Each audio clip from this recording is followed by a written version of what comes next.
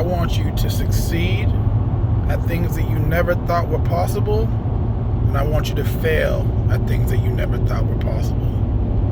But I just want you to take that failure and move forward.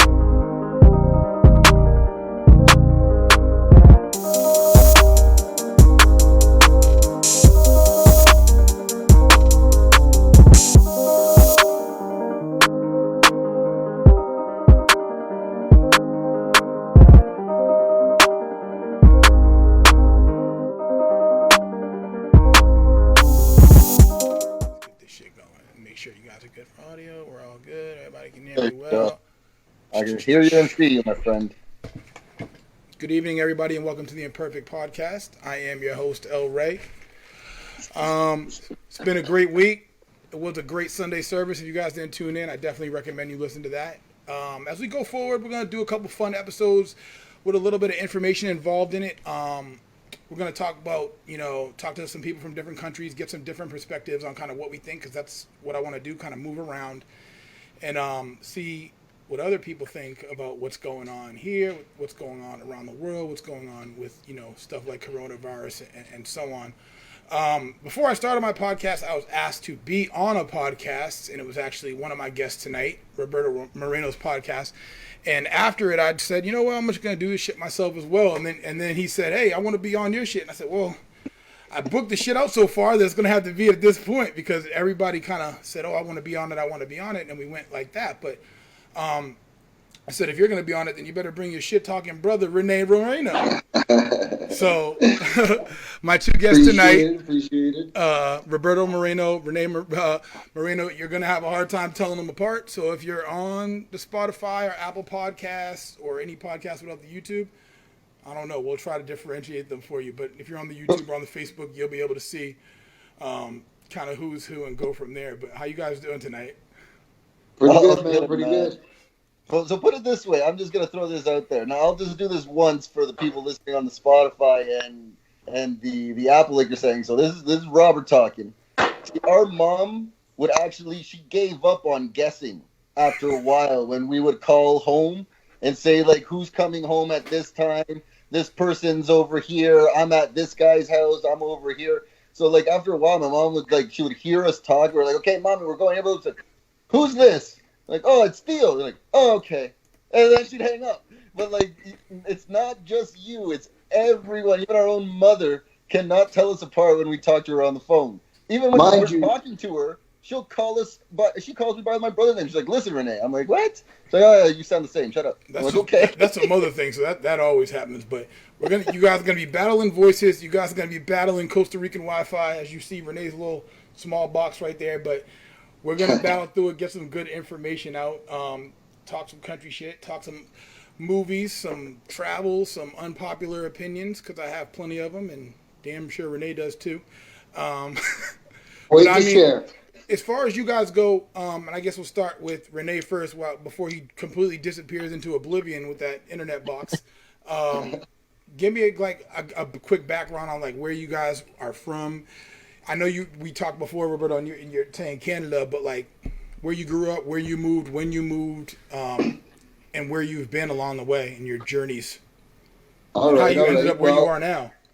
I'm a little international. I was born in El Salvador, and actually, I believe the year that the war started, 1977. So we lasted about maybe 5 years, and my parents were like, nope. Let's go. So we left, the three of us, and we actually landed in Yonkers, New York, if you can believe it. Jadakiss? My father, sorry? That's at Jadakiss, New York? Yeah, Jadakiss, New York, exactly. DMX, New York. And my father had a best friend from high school living there at the time. He still lives there, to tell you the truth, to this day. And we got there, and this is obviously from my mom's mouth. I don't really remember it, but we got there. She said we lasted 2 days. She saw the burrow, and she's like, "Nope, I have a brother in Canada." So 2 days. That's how we ended up in Toronto. Yeah, 2 days. 2 days. Were you there for this, Roberto?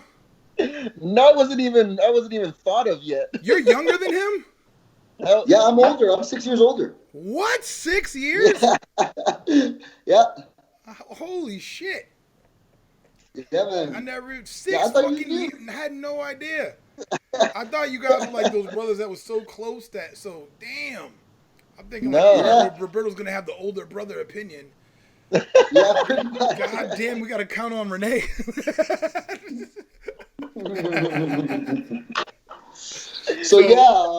So we got to Toronto, and we settled in the northwest end of Toronto, a city called Brampton, and we stayed there, finished high school, went to college, got a first job, and this guy down here actually left the country first. Yeah. My parents, when my grandmother died on my mom's side, she left us some property and stuff, and one was like a coffee plantation. And he got it in his head that he wants to be a coffee plantation dude. So my mom's actually sent him to Costa Rica first. The land and was I in was Costa Rica? chilling.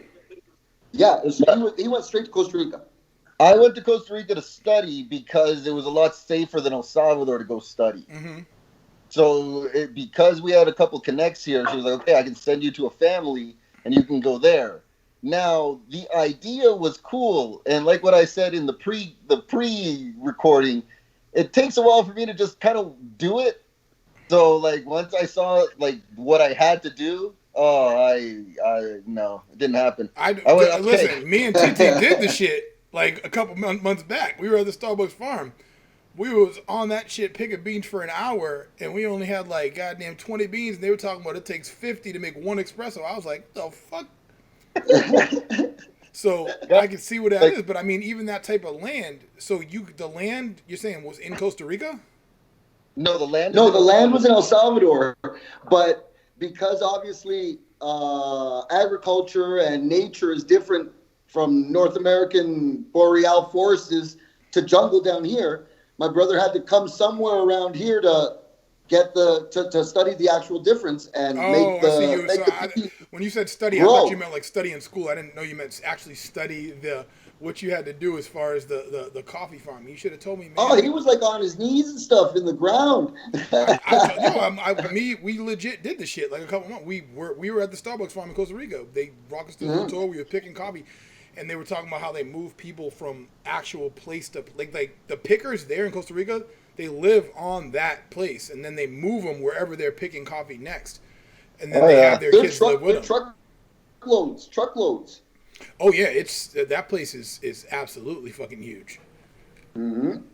So he was down there for like 2 or 3 years or whatever, and he called me one day. He's like, "Yo, man, it's been like X amount of years," because I believe I was in Montreal for a bit too. I was all over the place. And he's like, why don't we meet up? And I was like, all right, let's meet up in El Salvador. Because just at that time, my parents, the hard workers that they are, they just built our beach home that we have there, our rancho. So I was like, it's just built, man. Let's go. So we met there, stayed about a couple of years, and then he convinced me to come to Costa Rica. That's how I got there. So in your 50 years of life experience, Roberto, as far as like the countries and the states that you guys have been and that you've seen, what's the difference that you've seen from, country to country as far as like maybe healthcare, education? I know we spoke before, and you said you haven't seen any like types of or experienced any type of racism. I'm sure Rene has a different take on that, but we'll start with you on the answer of kind of what you see country to country, like the Canada, the El Salvador, Costa Rica to United States. Okay, I'll put that like this because I don't really know numbers, so I'm gonna explain it in like personal experience. Like this is how I felt the different cultures being born in Canada, raised in a bubble, in the suburbs. Like you know what I mean? Like what I said, no homeless in my hometown until I like left at like 20 something. Like it was clean, it was boring. Then I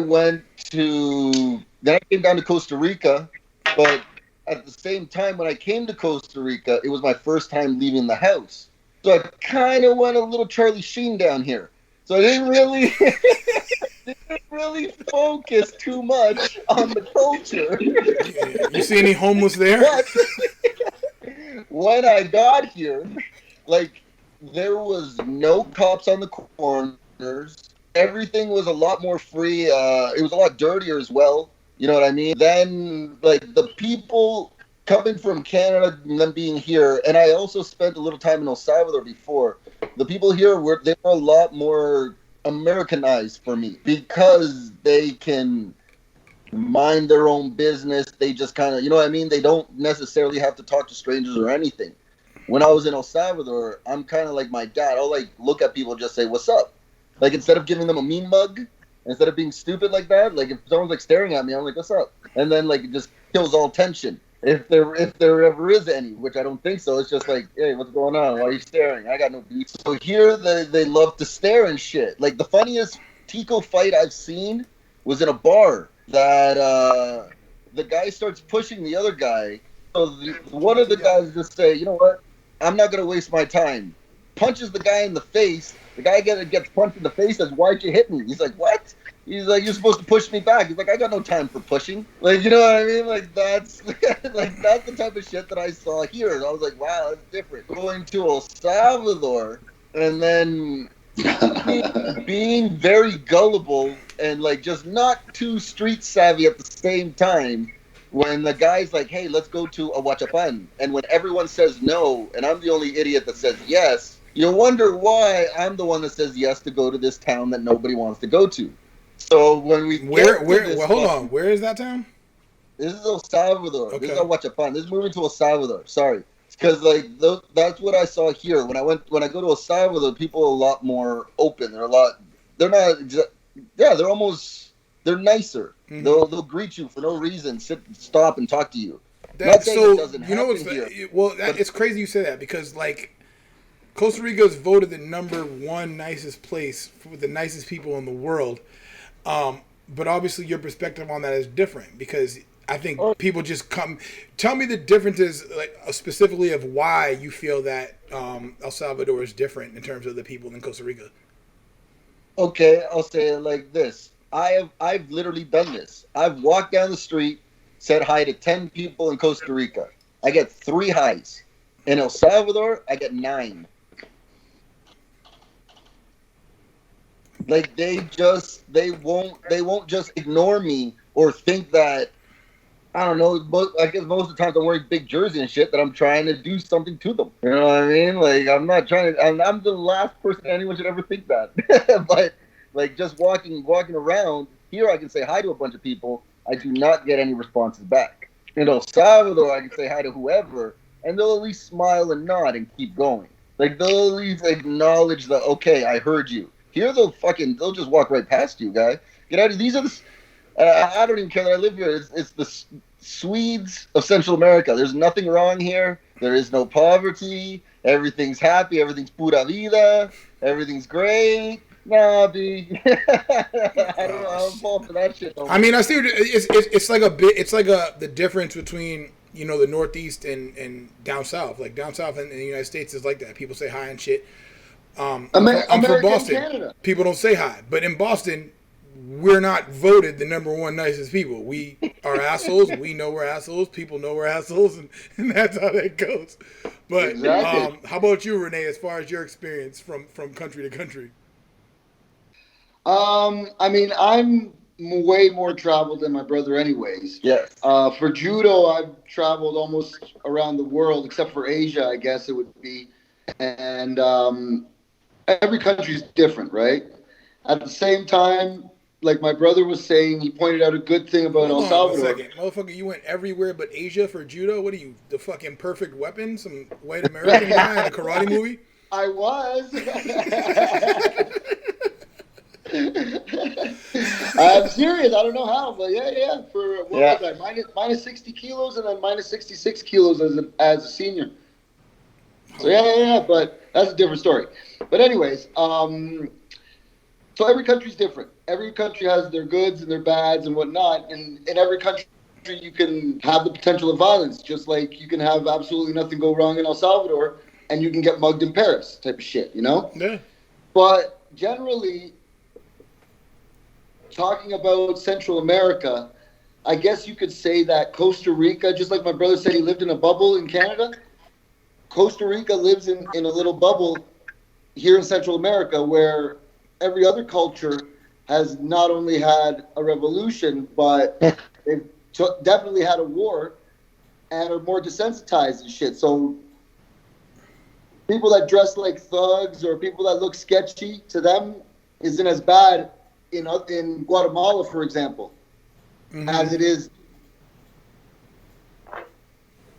Okay. So, I mean, I know, Roberto, when I was doing your show with you, you said that you and Rene one time ripped up the Bible and used it to smoke weed. So that would lead me to my next question of, as far as religion, what do you guys really believe in as far as religion? What was that? What's the question? What are your religious beliefs? Mine? Okay, this is my whole thing on religion because Mitzi, she's super religious. Super religious. She knows all the songs, all the chants, that's your wife? Scriptures. That's my wife, yeah. She knows it all inside out. And she's really tried to get me to go to church and do that stuff. But this is the thing, okay, I feel like me and God are cool. Like, I try to be a good person. I try to follow, like, you know what I mean? I don't do harm to others. I try to stay on my path. I don't wish anyone any harm in any way, nothing like that. But I just can't trust the word of man who's telling me, do this and this and this, or you're going to hell. Or this and this and this, and this is how you get on the good graces. No. That's all of those rules are written by man. If God is real, which I do think he is, because I do believe in a higher power, I don't think that his whole thing would be, okay, well, you have to follow these rules to be someone good. I think someone good would just be someone that, you know what I mean? Just all we can really do is live our life, not harm others. Don't try to steal from, like, I understand the commandment stuff, but that's just like, it's almost like common sense. You're not supposed to steal. You're not supposed to kill. You're not supposed to fucking screw your neighbor's wife. Like, it's not things you're supposed to do. Yeah, but I mean, you're talking about, I get what you're saying, but that's common sense, but you still had a framework behind believing that common sense, and that's what you don't realize. Like, for instance, a sociopath. It's not common sense to them. That's very true. Now, another thing is the whole, it's just, I don't know, I have too many questions where the priest, I don't think they can give me the answer. I don't think that's like where it goes. And I say that in the sense of, if I get into something, I like to know the ins and outs. Like being, I'm not trying to just switch the topic, but being a coach. When I decided to be the coach, and I love being a coach, I read themes, playbooks, how-tos. Like, I went crazy into it. So when I actually tried to be with Mitzi and ask questions about religion, it's like, it's almost like an auto dial where they just go to a book to quote it. I'm like, yeah, but what about this? I don't ask for an example because I swear to God, I'll draw a blank. But like, I'll be like, yeah, but what about this? Like this? And she'll be like, oh, well, it's said in blah, blah, blah. I'm like, yeah, but like, I'm trying to think of it as a reality. Like, it's happening now. Like, it's not just, oh, Jesus walked on water. Like, what if it's something else? What if it was more just him preaching God and telling people to be good? And obviously, like, that wasn't the agenda that the Romans wanted, stuff like that. Like, I don't know. All right, motherfucker, stop one second, because Your ass is rambling too much about red nonsense. I don't know what you're talking about. Renee's going to be a lot more concise with this being the elder. Yo, what my point is? My point is this: I do not trust. Like, it's too much bad with the Vatican for me to start believing people from there and saying they know the Word of God. So that's why I don't like church. That's why I don't like that. But I do believe in God, and I try to be a good person. That's where I stand on. There it is. Look at that. All that's what we got to. No, what you don't. I'm looking at these live comments. I'm gonna have to turn them shits off because Ralph just tries to make me fucking laugh with the shit that he says. One being, is he saying Misty or Mitzi? The other one saying cavemen just decided to stop raping and killing everybody out of the blue because of their natural morals. So Renee, religion. Wow. How much time you got, buddy? Not as much as we use for fucking Roberto. Yeah. All right, let's sum this up, I guess. For me personally, in my actual view, I'm pretty much like my brother. I'm spiritual, definitely. It's you don't like them, though. Sorry. It can't be that much of a coincidence that all of this has happened. You know what I mean? Not even just the Earth. I'm talking universe and all that stuff. It can't just be a coincidence. But religion itself is, to me, guidelines, max. I personally now believe that Jesus was just a man. Definitely. Like back in 1982, back in 1991, the Vatican itself was repressing a lot of info. Once the internet fucking exploded, they couldn't stop it. So now that's where all these alien ancestries and stuff like that are coming into fucking play. But regardless, each one, I believe, has good things to say. The Buddhists, the Quran itself, the Bible, but you got to take it with a grain of salt. Heaven and hell, to me, does not exist. That's a metaphor for sure. To keep people in line, that's a archaic, like, Dark Ages type of fucking trick to keep people in line and stuff. So your belief is what? Huh? What is your specific belief? What do you believe? What do you wake up every day and believe? That there's a God. That there's a God? Is they? Huh? You said that there's a God, but just obviously not falling subjective to all those man-made rules? Oh, definitely not. Definitely not. You try to live like a good human being, obviously, but for me, stealing a Snickers in 96, I'm not going to hell. You know what I mean? that dogma crap doesn't fucking fool me. For sure. I forgot this, but for everybody that's watching, make sure that you subscribe on YouTube. After listening to a recent Joe Budden podcast, I might just completely drop Spotify soon just because of attacking people's creative ability. Obviously, I'm not as big as his podcast, but at the end of the day, it's all about art and preserving our minds. As you see the shirt? Exactly. Subscribe, motherfucker. Exactly. Do it. Subscribe right now. Watch it on YouTube, because if you don't, you won't be able to tell these motherfuckers' voices apart. So, I talked a lot last episode funny. with our guests about basically unifying minorities, and as far as obviously Roberto not understanding that there is racism in the world yet, come on down to Florida, buddy. What do you guys consider yourself as in terms of race? Because I can tell you right now, Roberto, you come here, your ass is Mexican. It doesn't matter where the fuck you're from. So, and this is Roberto. It's going to talk, everybody. What do you consider yourself as in terms of minority? Do you just consider yourself a Salvadorian? Yeah, I'm Latino. You know what I mean? Like, I'm in the group. I'm a Salvadorian, though, always. I was born in Canada, but just like most immigrant families, in the house was all of Salvadorian all day, every day. Like, the times I was being Canadian was outside. Inside, the streets. Just pupusas, casamiento, plátanos. And whenever you went to the hospital because you needed that health care. Yeah, oh yeah, fuck yeah. Break my arm, have no money, walk out I'm same not El day. Salvadorian anymore. I'm Canadian. Canadian, son. On Look at my paper, birth, on look at my paper, birth I'm certificate. Canadian. What about you, Rene? Oh, I'm definitely Latino. Even in Canada, I was Latino. Spoke when my friends would come over. I'd speak to my parents in Spanish and to them in English. You know what I mean? Then what they say, and vice versa. So yeah, 100% definitely. Always been brown. That's a perfect answer because actually my next question is what type of parents did you guys have? Because the way that you guys Oh, think is a lot different, especially in the case of you, Rene.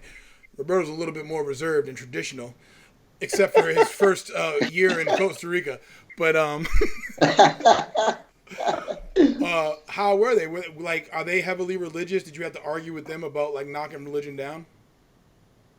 No, I'll no, I grab this mean, beer real fast. How about this? I'll take Papi, you take Mommy. All right. all right. So my dad was real easy. He was always the hard worker. He was always working. Now that he stayed with me, I got to enjoy him a lot more and like talk to him and stuff and laugh with him. But when we were growing up, he was working what 14-hour shifts like every day. Like Mm-hmm. we Yeah, would see him when he he was gets El up. Salvadorian, not Canadian. Oh Yes, yeah. sir. Like every day, like they'd go to him and be like, "Hey," and he's Rene Senior, right? And his dad's Rene as well. Mm-hmm. So my brother's the third. Yeah. So like he was just always working. Like we enjoyed him. We saw him. We like watched football with him and everything like that. When it came, he was always there for punishing. I'll tell you that much. He was always there. For No, that but so one. like as far as like the thought process, were they are they heavily religious? No. We would go to church like on Easter and Christmas sometimes. One time I ruined Christmas. We'll talk about that later. But like we would just go once in a while when my mom's mom died. Like we went our grandma. We went to church, but that was about it, man. Does he sound Yeah. exactly like y'all two? He's loud like us, but doesn't sound like us. Yeah, we got it from him.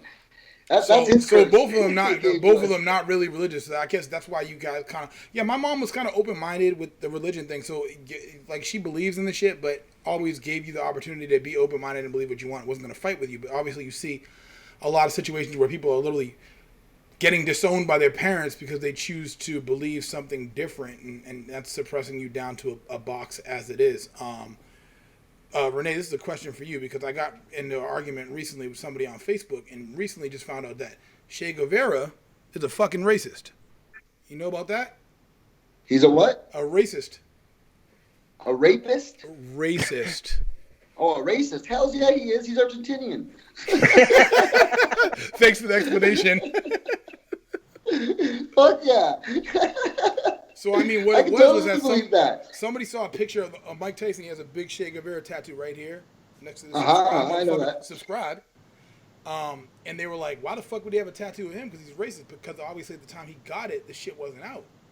And then they they got a hold of one of his journals and started reading it. And it was just like completely demolishing all Africans, to completely demolishing Mexicans and talking about them in demeaning ways. So now I look at it and I go, maybe there's a reason that Castro sent him to Africa. Yeah. I was just gonna say that he went to the Congo and he didn't last like a month and a half. And in his diaries, he was talking shit about them too, about they're undisciplined and la la la. They'll never be like us. Blah. They're not revolutionaries. Yeah. Totally. I totally see that. Yeah, I didn't know that at all. So I mean, as far as Castro, I know we've talked about him. And what is your take on him? Both you guys. On Castro. Yeah.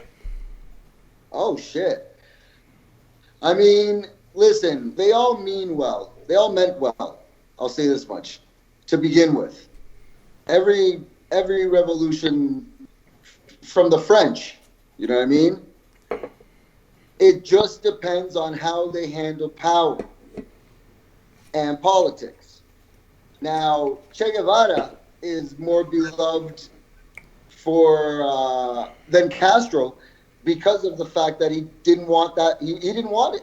He didn't want any power. They made him the Ministry of Treasury, if I recall, and he was barely even there, guy. He didn't like that shit. That's another reason why he left. So Castro played his part. He chose his side. I'll say this much: Cuba really suffered under him. That's for damn sure. Because any type of, communism looks good on paper, you know what I mean? But with humans and free will and shit like that, that shit will never work. With masses, it just won't. People will think that they're underappreciated. People will you know what I mean? It happens in regular offices every day. Like, why does he have that job?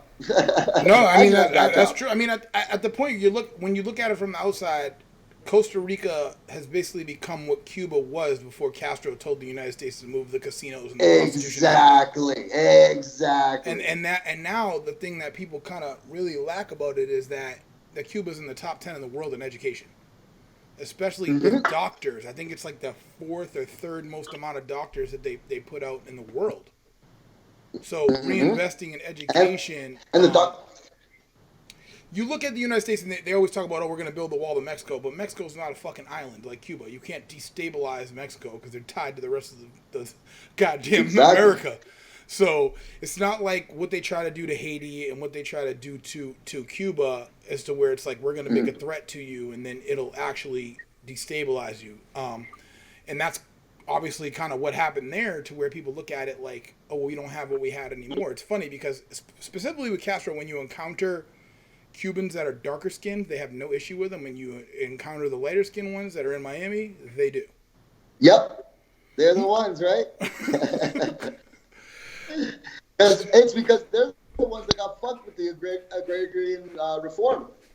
Oh, yeah. I mean, what happened was when people go from rich to being told they have to be, giving and helping other people. Everyone else, yeah. What's going on in the United States right now? Everybody thinks like, no, I'm working my ass off, and not realizing what's going on. Roberto, in your opinion, and we'll get to Rene to answer this question after, what does the United States currently look like from your point of view? Shoot. Like right now, or like what I think when I like, or how I think of the anytime States? I ever ask anybody the question, before coronavirus, because I don't think anybody could have handled that shit. Like, Costa Rica is absolutely fucking that shit up, and we'll get to that down the road. Oh God. You know the Minister of Health just got it? After he quit? Yeah, he just got it. The motherfucker resigned and then got it? Yeah. That's pretty good. That's some bad luck right there. Now, how do I see the States? Shit, man. Like, first of all, I don't even know how this guy got into office. I'm still baffled by that. And that's already from time, man. Like, how I understand like the double-edged sword, but literally, like, the shit that comes out of his mouth. I am the least woke, least watch news person that you've ever met. Like, I swear, I do not pay attention to news. Costa Ricans watch news like religiously at 7 and 6. Yeah, I do. I've never voted. I've never done. So, like, just seeing the stuff that I slacker. see from the state. Yeah, that's right. So seeing. I've never voted either. Seeing like from the outside in, it's just always been like, how is it so unorganized? Like, how have they not gotten it yet? Why is like this stuff happening? Why? How is it like the states still have? And I saw this from a video actually. I think I put it on my Instagram, and I didn't really think about it. How are they still celebrating guys from the South? They lost that war. Like, they represented racism, but yet there's still so much monuments, streets named after these like colonels that literally just wanted to keep slaves. And I mean, listen. Let me put this in perspective for you, right? The start of the revolution against slavery started in Haiti. They completely fought off 3 different regimes from invading Haiti, and they still have European statues everywhere because of fucking religion. So I don't think they have a black dude statue up. And the Citadel is literally the bastion of fucking freedom in the Americas, but you'll still go and put these people up as if, you know, they mean anything to you. And even when Right? a lot of Haitian guys come here, or Costa Ricans come, like Costa Ricans are like, oh, I can't wait to go to the United States. And you're like, Costa Rica's fine. Like, what do you think is here? Right? Because they're showing you, Fink said it last episode, just because they're showing you New York on TV and fucking Miami and LA, and they're not showing you the fucking center of Mississippi. Center of Mississippi look the same as the most rundown shit you've seen in Costa Rica. Trust me when I tell you, there's motherfuckers living out of fucking shacks, doing all that crazy shit that they do. But it's funny because from your outside perspective, I ask you for this because, you know, people are like, oh, all they do in China is eat bats. And I'm like, if somebody showed people from another country Fear Factor, like, hey, you want to see the United States? Here's Fear Factor. They're going to go, these motherfuckers are just out here eating bull dicks? Like, that's what they do in the United States? And then you assume that the whole country is doing that. So you can, like, where people are like, oh, there's looting and rioting, you can literally take 5 clips of some random fires, say that there's looting, and then from the outside perspective on the news, you think the whole fucking country's on fire. Fire, exactly. The worst part is people talk like the people that don't pay attention. All you hear is celebrities saying the country's in crisis, and then so people just think like it's everywhere. It's not just one little city. No, if there's one riot, it's the whole country that's rioting. Like that's how people will see it as well, because that's how they hear it. Yeah, that's it. You got to understand that that's possible in the Costa Ricas. It's possible in countries where a lot of people think with the same mind process. But when you're asking the question of how this dude got in, as far as minorities are, black Americans are 13% of the United States, and white people, or in the census, what people call white, is 83. It's like, or 80. And then there's like a mixture of, you know, Latino, a mixture of Asian in there as well. But that's the reason why. And it's funny because I was watching a documentary on HBO yesterday. What's it called? Something over Brooklyn. I forgot what it's called. But when you listen to these, there's a lot of, it's in New York, and there's a lot of like Italian Irish complaining because some kid got shot in a racial shoot. They're literally fucking sound exactly like they sound today. And they think it's not racist. It's just like the same statements by millions of people. You got 9-year-olds calling people niggers everywhere. And now these motherfuckers are, people think this is like the 1600s. Like this is fucking 1986. These motherfuckers now are police officers and firefighters and shit because they ain't, and the president.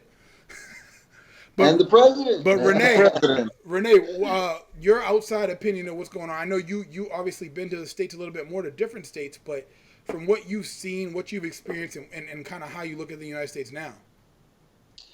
Oh, man. I mean, to start that off, even though I was born in El Salvador, I was raised in Canada. So my demeanor and shit is Canadian. You know what I mean? So I've always, and I've been going to the States, at least, I think the first time I went to Buffalo for a tournament, I was like 12 or something like that.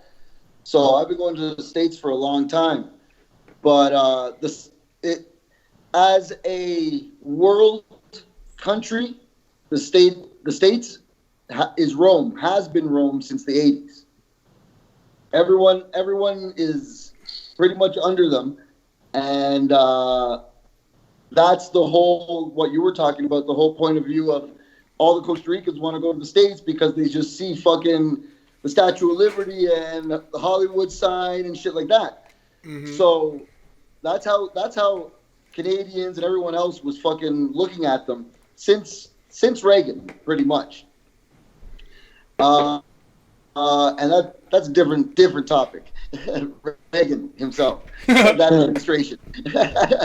But since then, pretty much the States is Rome. You're the powerhouse. Everyone looks at you, blah, blah, blah. me myself, going like you said, going to different states and stuff. Honestly, you guys are as diverse as the laws from state to state. It depends on the state. It depends on where you, like you were saying, Boston. I've been to Boston. Oh boy. Boston taxis. Oh boy. So the one thing I will tell you is, in the states, everyone's on edge, man. Everyone's looking over their shoulder. Everyone's looking at everyone else, especially compared to Canada. Canada, everyone's chilling. I mean, we leave our doors open or unlocked, for fuck's sakes. Mm-hmm. I never lock my door. Yeah, at least in Canada. I never used to lock my door either. In our household, we never used to lock our door. It was so easy for me to get back in from sneaking out. My parents would fall asleep at 8 p.m., and I'd come home at fucking 4 a.m., just open the fucking door. No, I mean, I lived in for a long time, well, maybe like fucking 9 years. I lived in the safest city in the United States, so I didn't lock my door either, and there wasn't homeless people there. But yeah, I'm sure Oregon, like in Oregon, they don't lock their doors. You know what I mean? It depends on where in motherfucking Oregon. Because once again, there's bad areas everywhere, and there's pockets of poverty everywhere. I mean, in the fucking center of the United States, which nobody ever talks about, there's not really a lot of crime and shit because everybody's white. I put the map up a couple episodes ago so people could see it. You're talking every state there is less than 2% of any type of really minorities there.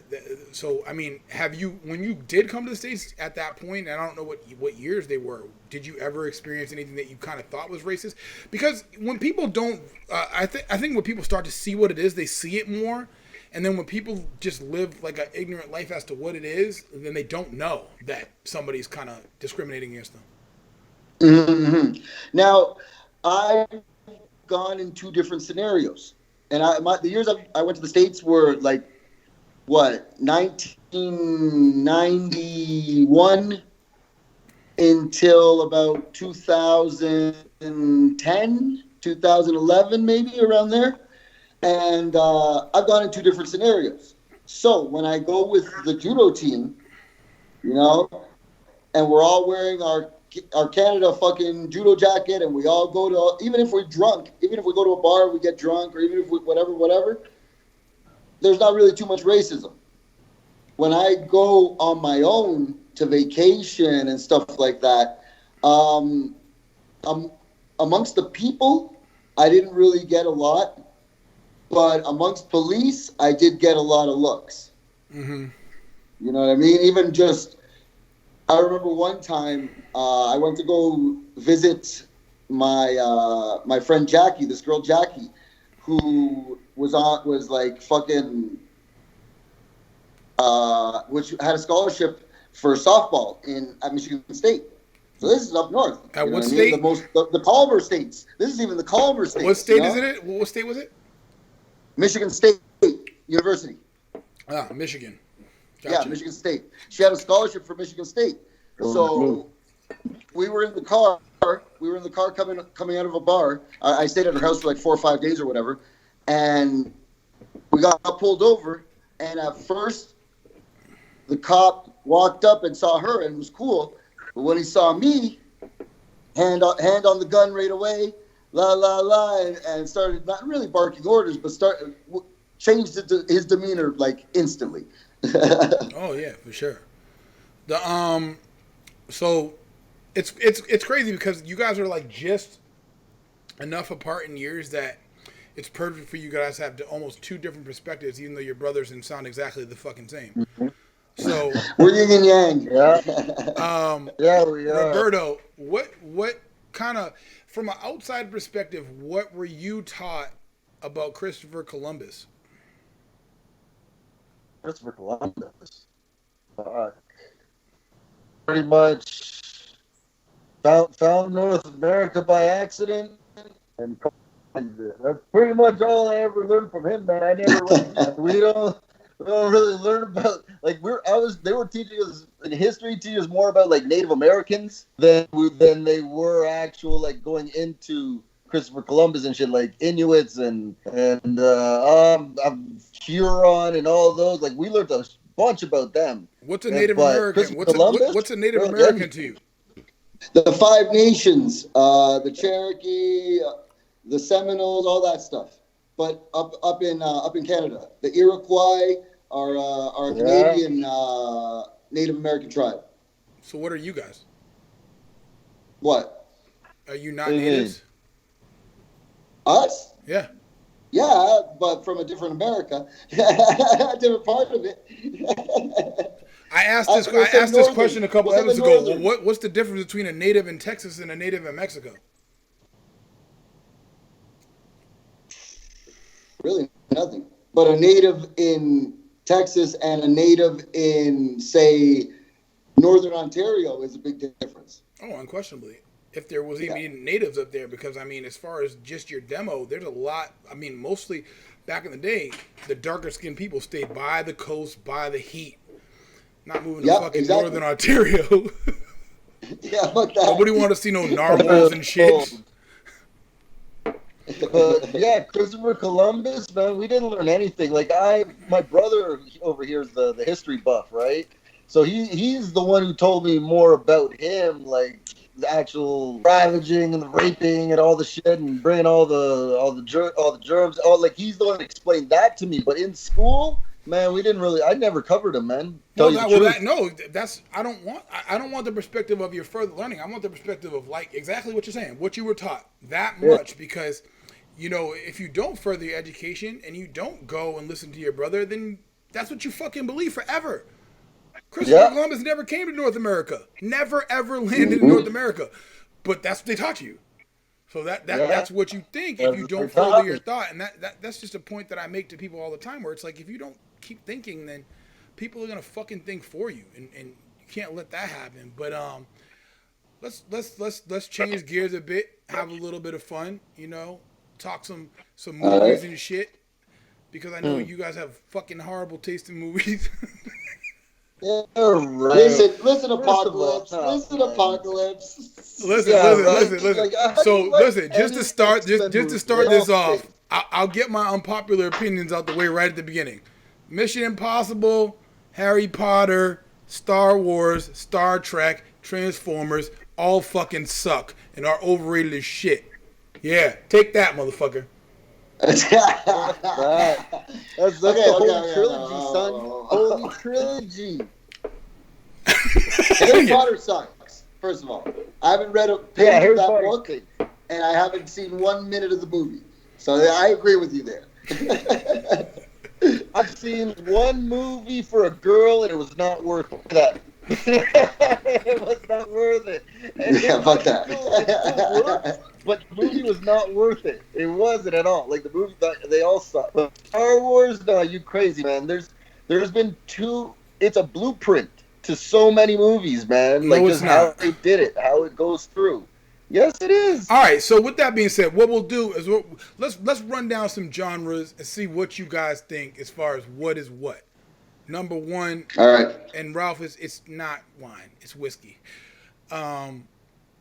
What's the best superhero movie ever? Horror?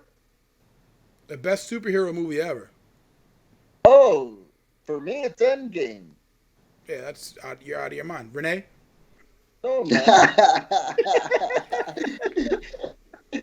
He's like, you suck next. No, I want to get y'all opinions.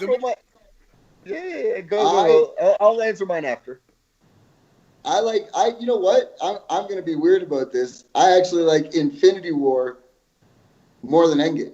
No, Infinity War is twice the movie of Endgame. Yeah, I'd say Infinity War. I like Infinity War more than Endgame. For me, I broke down in tears at both, but I like Infinity War better. I didn't break down tears in anything. I broke down tears in fucking Black Panther. But the number one superhero movie, in my opinion, is Dark Knight, and it's not even close.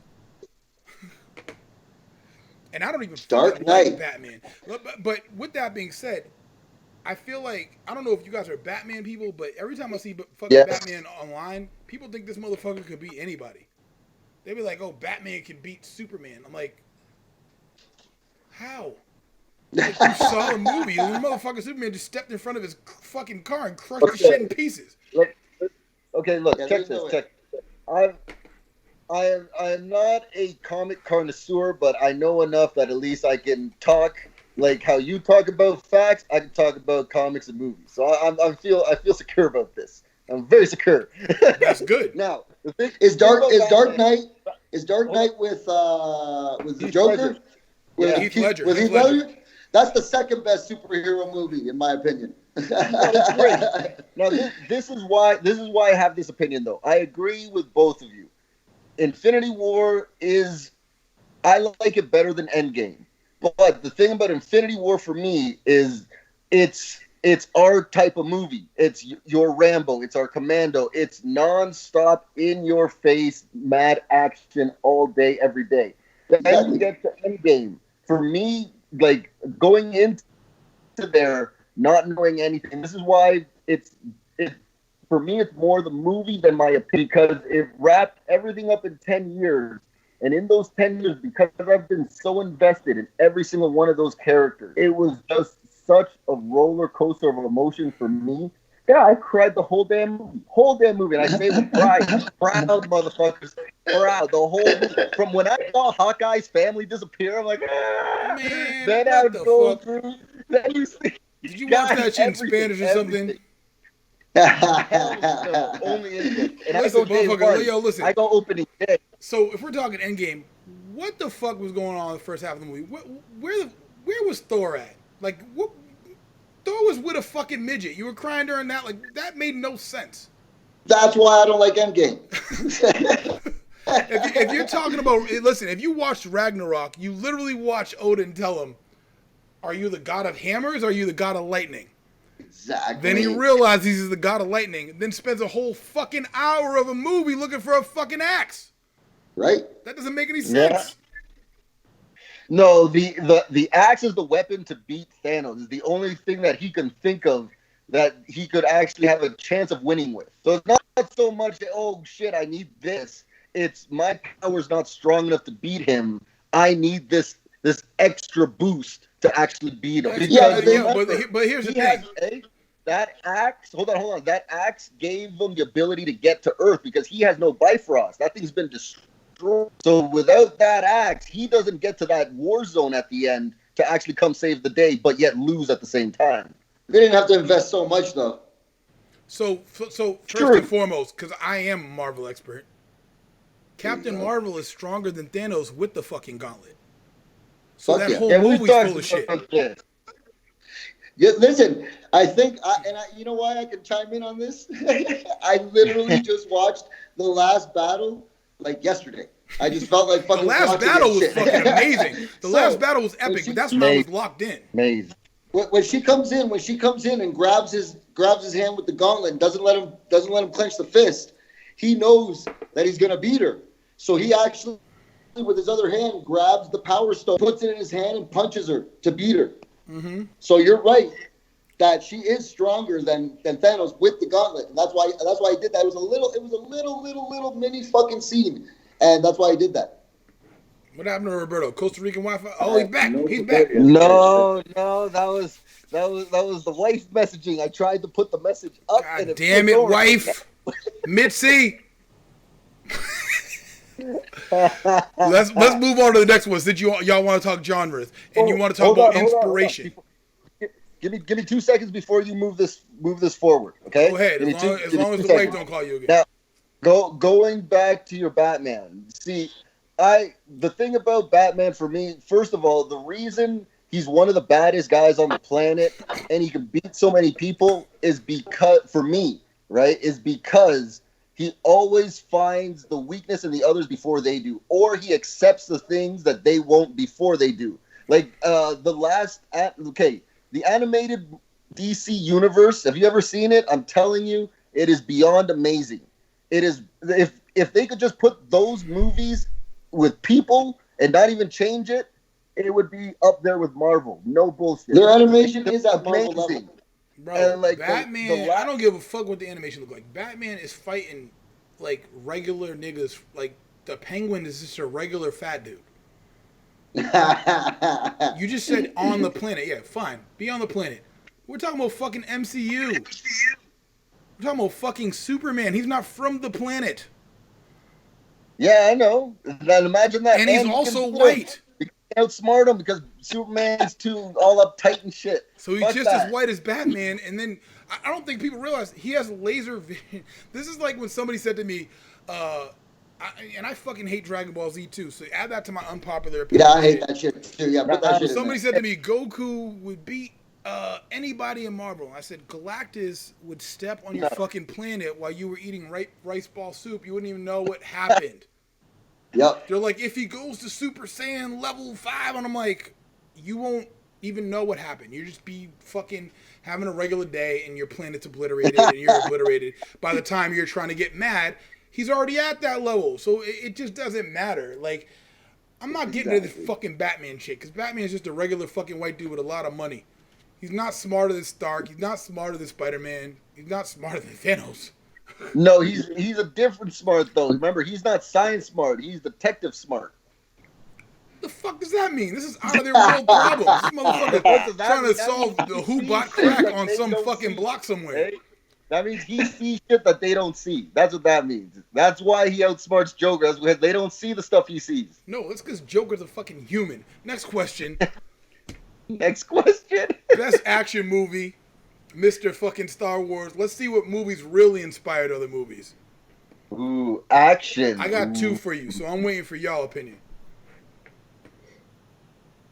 So, if we're talking things that changed the game, for me, no, your go-to, I gotta watch this action movie. I have movies that are that, and I know they definitively changed the game. Star Wars didn't change shit. No, they made a blueprint. It wasn't changing. For me, the one that changed the game was Matrix. But action movie, which one do I? What movie can I watch like every fucking day? I would have to say, I don't know, man. Is Predator sci-fi or action? I put it in action. Motherfucker, there's no rules. This is the Imperfect podcast, so Predator is here. Renee, what you got? Predator, son. Predator. It's Predator for you, Renee? I can't tell whose voice that was. No, that was my brother. That was Robert. All right, what you got, Renee?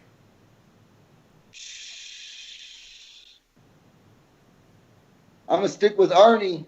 Probably Commando. Oh, shit. Listen, I could watch Commando 1,000 times. Love it. But it ain't changed shit. But for me, my two, and Roberto, you hit one of them. One was The Matrix, which changed a lot. It changed a lot in terms of cinema. It changed a lot in terms of filming and how they filmed movies and action movies. I mean, you saw Max Payne. They got all of that from The Matrix. All the way to the cameras. And the other one for me is Terminator 2, which is easy. Terminator 2 fucking, for the next 20 years, changed the way that people filmed action. You're talking about fucking T-1000 is like ingrained in action society forever. Yeah. As far as the way he was portrayed and done. That actor, like there's certain people that me and my brother know as only their character. Like Frank Castle is Frank Castle. Like everyone knows who I'm talking about. If I say, yo, you know Frank Castle, the Punisher? They're like, yeah, I know that actor. See, that's T-1000 forever. Like he's always gonna be T-1000. So. Speaking of the Punisher, I had no issue with the Punisher movie with John Travolta. That movie was dope to me, but it flopped. Did you like that one? With Christopher Lambert? When you can make jokes about the movie while you're watching it, that's when it's kind of going downhill, man. I could laugh at it. I didn't want to laugh at it. The Punisher's bad. Like the Netflix show, I love that. Yeah, but that was after people knew that you could go that dark. I mean, in the fucking movie, he took a fucking knife and stabbed a dude right here through his teeth. Yeah, he did it, but like throughout the whole movie, I was sitting there, I'm like, punish that shit. Oh my God. See, that's the problem with motherfuckers that smoke as much as y'all. Y'all fuck movies up for yourself. You don't even know what happened. But it's a blessing and a curse because you can fall out of a movie very quickly, or you can invest very quickly. You're 100% right, but then you're telling me some random C film is like a fucking A-list celebrities in that motherfucker, and I'm like, what were you watching when you saw this shit? Very. I don't. We're gonna go pretty much all the genres. So best horror. Yes. Freddy. Okay. Number 1. Who said that? Rob. Can't tell. Costa Rican Wi-Fi is killing me. That was Freddie? Rob. Freddie, really? Yes. For me, it was Freddy because it was something that scared everybody when it came out. It wasn't just, oh, there's a guy with a hockey mask, or, oh, it's just like people were scared to sleep after that movie came out. Yo, people left when Friday the 13th came out. People left the fucking theater. Really? It was like the first thing that was, other than the original Evil Dead and Friday the 13th. People walked out the theater because it was so gory at the time that people couldn't handle it. What you got, Rene? Exorcist as well. Of course, The you're 50, Exorcist so The as well. Exorcist, yes. That would have been my choice, The Exorcist. That scared the fuck out of me when I was a kid. And I used to love horror movies when I was a kid, and they would come out every year. Like, I started watching Nightmare on Elm Street since Nightmare on Elm Street 2. Mm-hmm. So I was like 7 years old when I watched that, you know what I mean? So I'd wait every year to watch the new one and stuff, and the only one that really scared me was Exorcist, man. Yeah, I seen all. I mean, I can tell you because obviously. So as far as adults, do you guys not watch horror movies, or you just not? No. That was me as that was my answer for me the most impactful, the best one, but not as a movie. The nowadays more modern, I'd have to go with. We always say this, you and me, you and I, Raymond. Evil Dead, the remake. Ooh, yes, sir. Ooh, that's a doozy, sir. Yes, sir. Did you finally watch it? That is a doozy. And you know what really was crazy for me when I first saw it?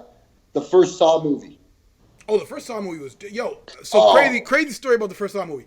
I had 5 sneak preview passes. I was working at Puma. Somebody walked in and was like, "Here, I got passes this," and I was like, "The fuck is this bullshit? Saw? Fuck this," and I threw them away. And then when I saw the movie, like, I was like, yo, this movie's fucking obviously they got stupid and just went to gore. But that movie, the first one was so well thought out. Oh, the first one was well written. I was like, fuck, I should have used those sneak previews. But the Evil Dead reboot, and I told Melina, I don't know if Melina saw it yet, motherfucker. If you in the comments say something.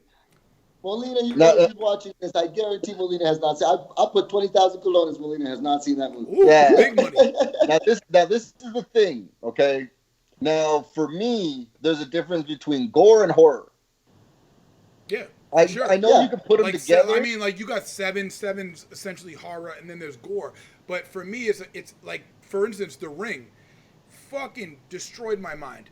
But The Ring is almost 50-50 for people. Like, some people were like, didn't bother me at all, and some people were like, yeah, that was fucking crazy. Yo, it got me. It got me for fucking weeks. But that's why I say Freddy. When I saw Jason, I saw, like, which one was the first one I saw? It was with you, Neneto. It was probably the one 7. where the guy eats the guy's heart. It was so ridiculous. That was Freddy versus Jason. That was Freddy versus Jason. That was Freddy. There you go. No, Jason Goes to Hell. That's what it was. Jason Goes to Hell. Jason Goes to Hell. Like, that was the first one I saw. You know what I mean? Like, when the horrors came out for me, I was already older. Like, what got me when I was young was the original It. I watch it now, I laugh. The remake is all right. How old are you? I'm 36, man. You're the fucking same age as me. Get the fuck out of here. The fucking It remake is fucking insane. Are you crazy? No, I love all Evil Deads. I love Army of Darkness. I go deeper than you. I love all of them. I've seen all of them. No. The Evil Dead remake. Have you seen that? Yeah, that was great.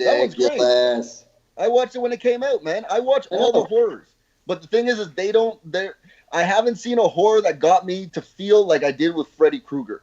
I have not seen one yet. Once again, you're comparing yourself to when you were a kid and the way that you approached it. So that kind of affects everything. That's my bar, though. But I try to just go in and invest. You know what I mean? Like, I go in, like, when I watched It, I know, like, shit's gonna happen. But there's parts where I'm like, yo, I get those goosebumps, and it feels good. I like it. Yo, the It reboot was fucking great. It was better than the original to me. But obviously, when people were kids when the original, but the It remake, especially the first part, was fucking crazy. It's the best thing that's come out in 30 years. What, It? No, Evil Dead the remake. Oh yeah, the Evil Dead the remake. So the original Evil Dead is a cult classic because I don't know if you know this, but like the dude who made it, Sam Raimi, he also made Drag Me to Hell, which is a very good movie. But the scene where they're going through the woods, like if you look at the making, it's literally a guy with a fucking camera on his head running through the trees trying to avoid him. They talk about the story, but the remake had no comedy. That shit was just straight horror from the beginning, man. No, that was crazy, man. Like but I go as deep as. Did you watch Ash versus Evil Dead? Yes, I love that show on Stars. It was a great show ever. I love Bruce Campbell. He's fucking hilarious. Yeah, I've seen Burn Notice. I watched the whole Burn Notice. Oh, nice. I don't think I can go that far, but I love Bruce Campbell though. Now, all right, so let me pick the genre on this one. What is? Here we go. I'm gonna even go into this. What's your favorite romantic comedy movie? Okay, motherfucker. What? No, I didn't even have that on the paper. What is romantic comedy? That's like the same movie 1,000 times. They just do the same shit every single romantic comedy. So I don't even. I don't watch none of that crap. It's funny shit, guy. All right, go on, move. Just carry on. No, I get it. It's funny, but they like romantic comedy is the most psychological studied. It's almost like they run market research because it's the same jokes, the same comedies, the same relationships, the same problems. I gotta go catch the plane. She's about to fly somewhere. Holy shit! I gotta stop the plane. I gotta stop the taxi. I gotta get on the taxi. I gotta say I'm sorry. Here's looking at you, kid. Everything from fucking Casablanca up to fucking 50 First Dates is the same shit. Same ass shit. So drama. All right, what's next? Drama will be the next one. Drama. I got mine. Do like Jeopardy. Go ahead, Rene. Yeah, right. Go. Green Mile. Oh, that's a good one. I like Green Mile. I can't complain about that. I like it a lot. Especially since mine is Shawshank Redemption, which is actually linked to Green Mile. There you go. That was another one. But I have two. It's Shawshank Redemption and it's Malcolm X. Malcolm X is my favorite movie ever. I could watch it a million times. And then Denzel's the man, first of all. Let's just get that out of the way. What is it? Denzel's the man. Oh yeah. Denzel's the man. Let's just get that out of the way. Yeah. You got that out of the way. And then fucking Shawshank Redemption is just a great movie. Like I've encountered people that haven't seen it, and I'm like, man. And then Green Mile is fucking excellent as well. What you got, Roberto? Like Starship Troopers or some shit? It's up there. Top three. It's all time, baby. But, you know what? I would have to say the one that I've seen recently that always sticks out in my head is Whiplash. What's Whiplash? The drummer movie. The drummer kid. I don't know what that is. What? You have not seen Whiplash? Yo, it has You haven't seen it? It's pretty good. Hold on, let me look this shit up. J. Jonah Jameson's actually like this fucking jazz professor. It's like at a prestige school. It's with the kid that attempted to play Mr. Fantastic in like the crappiest one. The second coming. The Second Coming. What the fuck is this movie?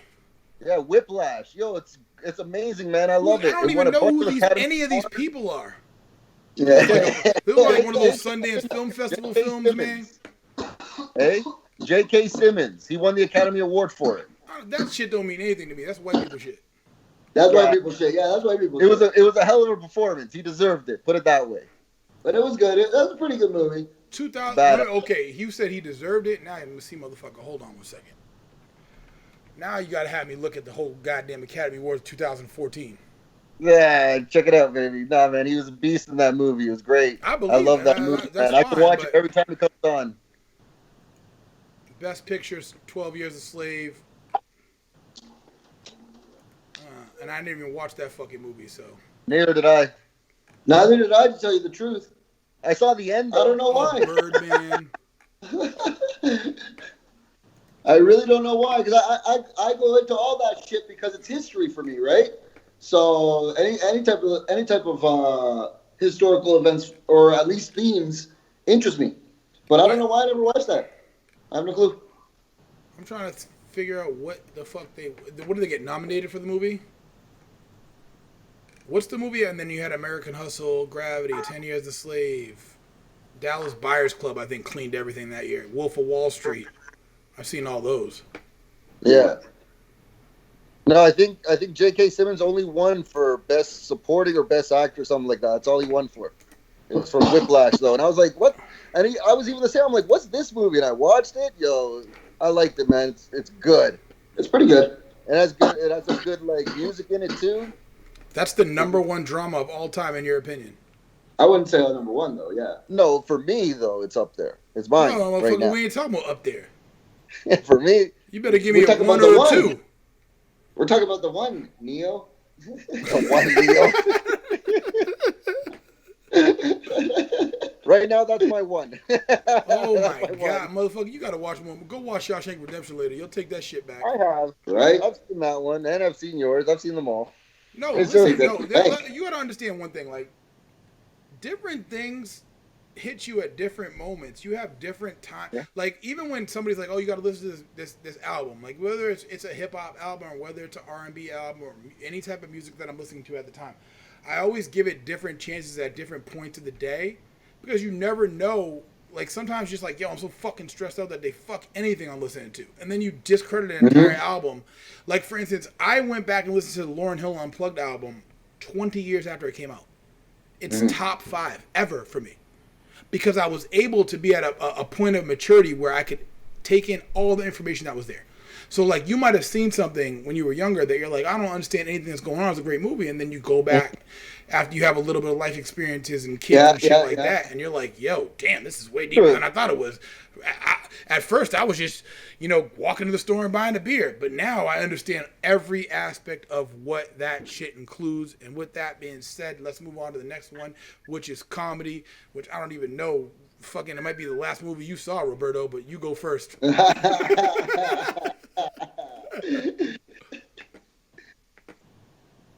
I would have to say, is it? Yo. Oh, shit, this is going to be bad, Right, boy. right now, I'm up there with.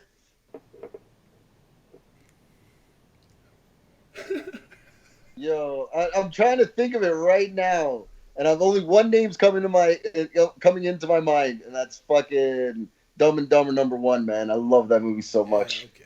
It's not that I bad. died with that movie. It's not every that single bad. time. It's not like you fucking Annie or some shit. What you got, No. Renee? Fuck, man. Let me think. You had that whole time to think. I know. I'm trying. It's just there's so many good comedies. You can name fucking 4. You can name 5. There's no fucking rules. Oh, see, we're thinking about the one. Neil, what's up? All right. We're thinking out fucking loud. It doesn't matter. Like, you could fucking name 7. Just don't name, fucking Whiplash. Whiplash is the shit.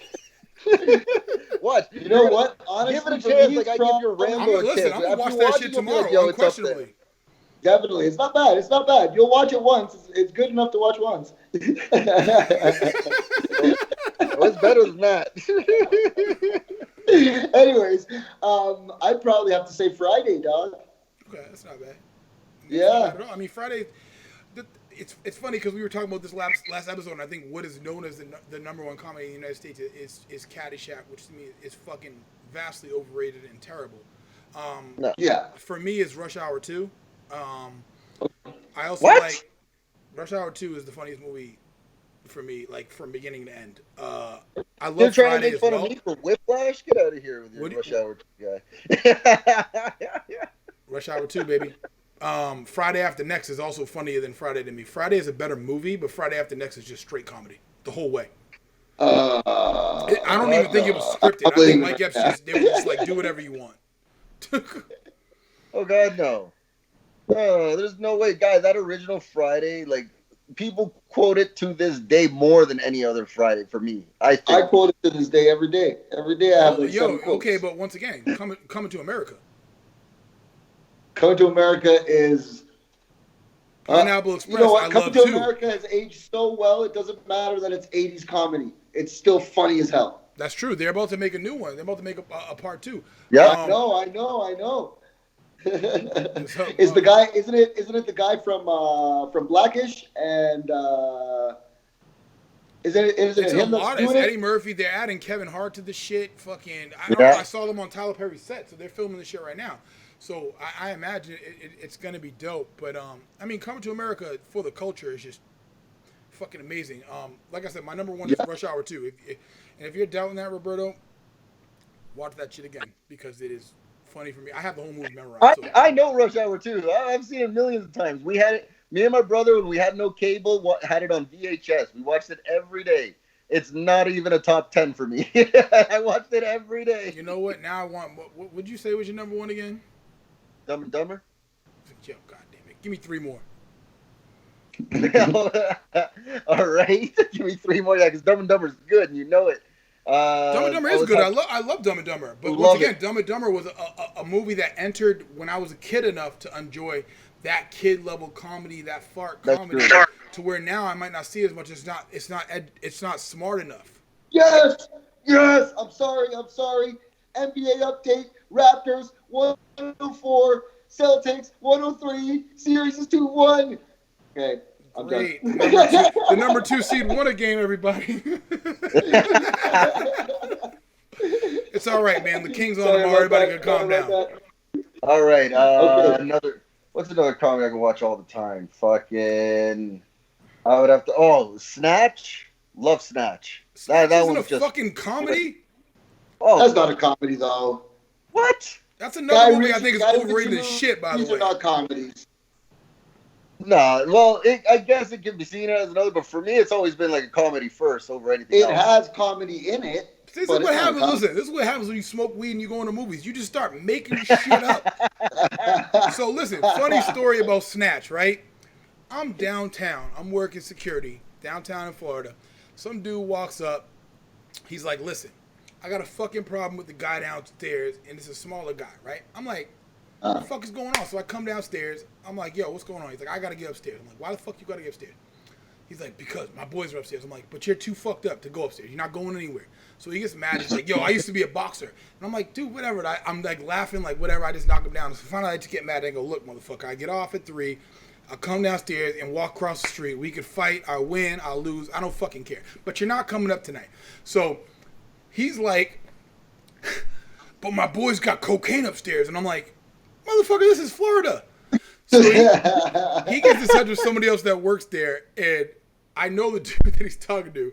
And the dude meets up with him, gives him cocaine, right?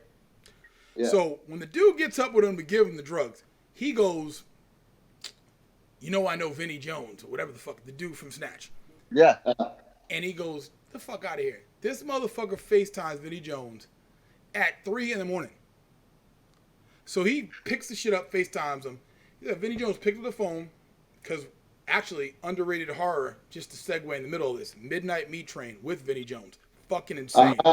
It is pretty good. I just saw it 2 nights ago. Yeah, very, very slept on movie. So Vinnie Jones wakes up and he goes, Vinnie, what's up? It's me. And he looks looking at the phone and he goes, motherfucker, go to home and go to sleep before you get yourself in trouble. So that's my Snatch story. But now, Roberto, pick some real comedy movies, please. Not fucking Snatch. All right. What's your next comedy? Fucking Hellraiser? Oh, buddy. First of all, that is a comedy. That was horrible. I mean, all of them are. Fucking Halloween's a comedy, but I mean like real comedies. Like if you go on IMDb right now, you ain't gonna fucking find Snatch. Like all I remember is my one Hellraiser story. My brother's like, no, it's actually scary, man. I laughed that whole goddamn movie. That was horrible. But all right, I would have to say it's another one. Oh, see, man, you don't even got your shit together. Give me no, don't worry. Give me a second.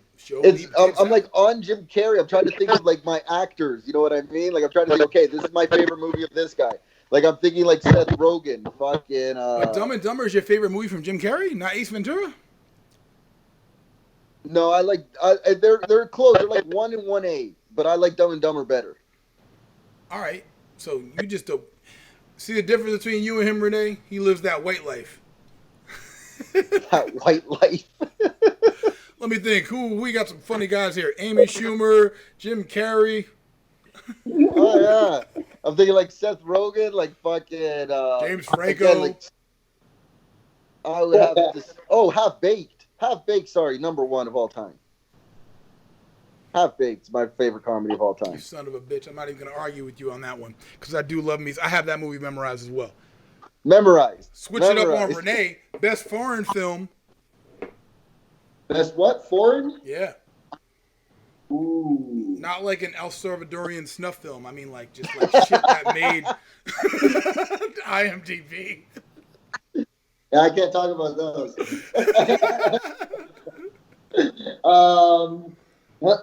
Let's see.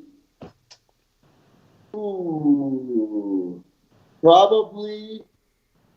I don't know if this is considered foreign, but it had absolutely almost no Americans in it.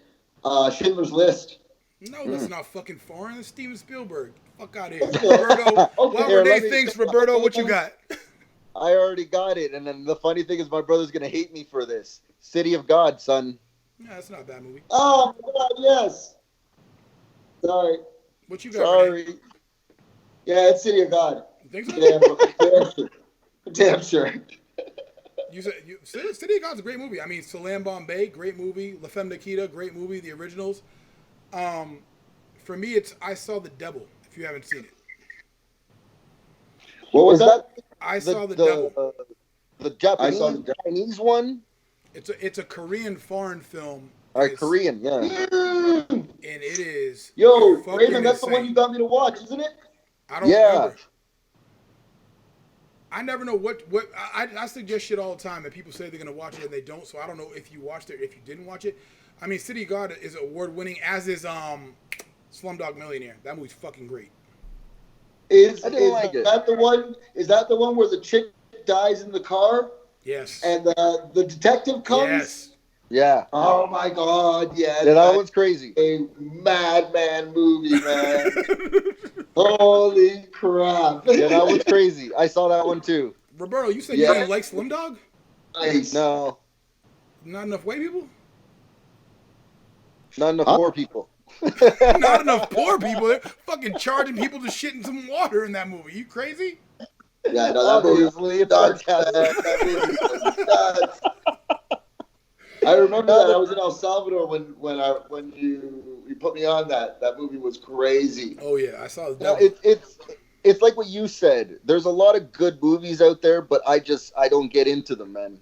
And that was one of them. Like, I know it's a good movie, and I watched it. And I was just like, nah. So look, exactly what you're saying is I was watching Joe Rogan's podcast, and he, in one episode, goes, Norbit is good, and Warrior, which is the UFC movie, is bad. And I was like, are you out of your fucking mind? Norbit is terrible. Warrior is great. So I'm like, he's literally speaking to the movies that he enjoys because of basically what substance he was on that day. So it affects basically his experience with the movie. So you have to take into account what is affecting your experience. Like, you're like, yo, I laughed at this shit. Sometimes when I'm high, I don't even watch the movie. I literally think about what's going on when they filmed it. I'm like, damn, how do they keep a straight face during the filming process of this movie? And I start thinking about how they edited it, and like, so it's way too far inside of what it is. So I can't even go, oh, you know what, I'm just going to enjoy this final thing, because I'm like, oh yeah, I see how they did that transition there. And then I like think about it as to when I'm editing shit that I edit. So it's stuff like that. And it can fuck it up that much, so where you're not even watching the movie. Now you're just analyzing it the whole time. And you're not enjoying it. See, this is the thing. That's me and you, we're completely flipped. Because when I watch things sober, I'm like, hey, where's the camera angle on that? Hey, I saw this editing mistake. Hey, that guy's not supposed to, like, it all goes through my head. When I smoke and I watch, I can literally, it just shuts off and I just fucking enjoy. No, you just laugh at it and then you call Snatch a comedy. It is. For me, imagine that. Like, for me, it is a comedy. Whatever, if it's a comedy action or whatever, for me, it's comedy first. It's just, God, there's too many jokes in there for me to, like, not think that it's not. Even if I am completely wrong and it's a drama comedy or whatever. You're completely wrong. I'm looking at the comments now. I got a bunch of people suggesting comedy. Right? So let's do this. For sure. I got a bunch of people suggesting foreign films that I haven't seen. So I got to watch Whiplash. I got to watch, I don't know what Growing Up Smith is, Lorenzo. Y'all heard of that? Growing Up Smith? Never heard of that. Let me check that shit out. Yeah. I've never heard of that one. Not at all. Like another what? I was trying to think of a third comedy that I'm trying to think No, of there's right a. now. I mean, they've listed a million comedies in the live as well. So, Observe and Report. Booty Call is hilarious. No, that ain't in my top 100. I've watched it, but it Nah. ain't. You got obviously Pineapple Express, which I named 40-Year-Old Virgin. I'm gonna get you, sucker. I love that movie. movie. So, love that movie. If y'all haven't seen this movie, and anybody in the live hasn't seen this movie, before I'm gonna get you, sucker, there's a movie called Hollywood Shuffle. Robert Townsend from the Parenthood took his credit card and put the whole shit on his card to make the movie. Independent. This is Black Power shit. And made the movie with only his friends that he knew. I mean, fortunately, his friends were people like Keenan Ivory Wayans, Marlon Wayans, Damon Wayans, fucking Paul Mooney is in the movie, John Witherspoon is in the movie. So when Ludacris says, "Hoe cakes, because hoes gotta eat too," that came from that movie. That's a quote from that movie. So anybody that hasn't seen Hollywood Shuffle, it's an independent movie by Robert Townsend, who also made Meteor Man. Robert Townsend is Meteor Man. And people, it's funny because Meteor Man gets lost in the fold of a black superhero. I mean, that's one of the first black superhero movies, and he put his money in that as well. And that was Eddie Murphy, right? No, motherfucker, it's Robert Townsend. Hi ass. Okay. The dude who made Parenthood, the dude who made Hollywood Shuffle. So watch Hollywood Shuffle because it came before I'm Gonna Get You Sucker and basically inspired what I'm Gonna Get You Sucker was, which I watch those two movies all the time. I love them both. No, I've never seen the first one, but my brother got me to I'm Gonna Get You Sucker. And I was by far, I've never laughed so hard, man. I fucking love that shit. It's so good. I'm Gonna Get You Sucker is a great movie. There's no question about that. This one's for surfing. Everyone got the surfing. Exactly. Motherfucking paperclip hit me in the eye. I have that movie. My favorite part of that movie, and I always talk about where we are now as far as society, where he goes into the Black Power place and the dude goes, "The brothers walked in with guns and walked out with government jobs." Came out with jobs. The brothers were mad no more. The whole movie. and then his kids were white. No more. He said, what did he say? He said, he was like, "Can I get you anything?" Bean tea, a soda. Bean soda. He was like, "It's an acquired taste." It's like, well, for me, the Kevin Hart movies are great, but I like the first two scary movies. I laugh all the time. Low Down Dirty Shame. You ever seen that? Oh, yes. I love that movie. Jada Pinkett Smith. I know that movie. I love that fucking movie. So outside of the movie thing, Rene, Bruce Lee ain't shit. Yo, now, why do you think Bruce Lee can beat John Jones in a fight? See, people like you really upset me. That can't appreciate the originators and don't think just because they're in black and white they can't rip shit now. It's true. Bruce Lee can beat John Jones in a fight?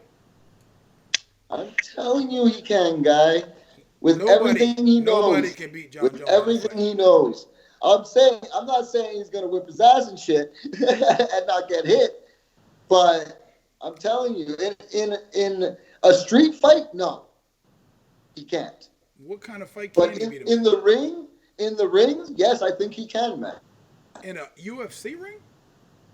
Sure. Bruce Lee can beat John Jones. Sure, yeah. Who has Bruce Lee beat?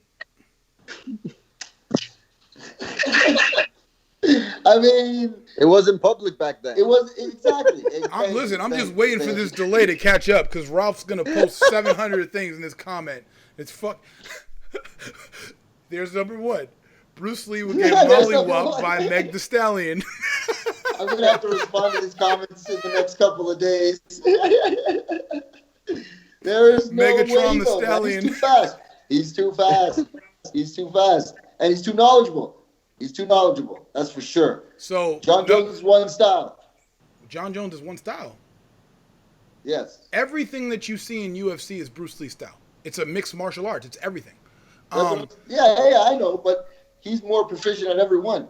Somebody said in the comments, David beat Goliath, so Bruce Lee better come with a fucking rock sling and throw it at goddamn John Jones' face because that's the only way he's gonna win. Thank you. He better come with a gun. Because just You need to for watch out people for that that don't elbow, know, man. Bruce Lee is smaller than Floyd Mayweather. He's 5'8", 141. Yes. John Jones is 6'4", 205. And beat fucking Understandable. DC Curry like he shouldn't even have been in that motherfucker. He's still you get hit slower. by that He's elbow, still you're slower. going down, man. Conor McGregor is 5'9", 170. I get it. Y'all think Bruce Lee is that guy. What's the #1 martial arts movie? Go ahead and say some Bruce Lee bullshit where he picks up two guys from their fucking chest and turns them in a circle. No. They were good, but no. Fuck. Return to the 36th Chamber for old school 80s Kung Fu. And a little newer, and I'm still more traditional anyways, but Fist of Legend, Jet Li. Those are my I've two. seen that one. What you got, Roberto? I got Five Deadly Venoms is my favorite of all time. That's my #1. Okay. I mean, for me, I kind of grab it. It's weird because when you watch even the Jet Li movies, I've seen better choreography than Bruce Lee movies in Kill Bill Volume 1. The last fighting scene. Yeah. The best movie for me is Ip Man Volume 1. The best fighting scene in a movie for me is 2. One of them is in Iron Monkey, and the other one is in Drunken Master, the final fighting scene in Drunken Master. Okay. Jackie Chan. That's a good one, man. But Ip Man, complete. That scene where he fights fucking 5 dudes and 9 and takes the rice and throws it on the ground and leaves is one of the best things ever because that's a combination of... Oh, yeah, also fucking The Protector. When the motherfucker jumps off the wall with a backflip and gets it to do by the face. Tony Jaa is absolutely ridiculous, but the production, the storyline, and the fight scenes, Ip Man to me is the best combination of all of them. I think Ip Man is like the apex of Kung Fu movies, honestly. Like, you're right. Jet Li took it a little higher than, what's his name, the Jackie Chan, and Ip Man took it to the next level from Jet Li. Yeah, I mean, Jackie Chan says that himself. He goes, people got to watch what came before us and basically improve upon it. It's funny, in the comments, I was going to get to this. Have y'all both seen Blood and Bone? No.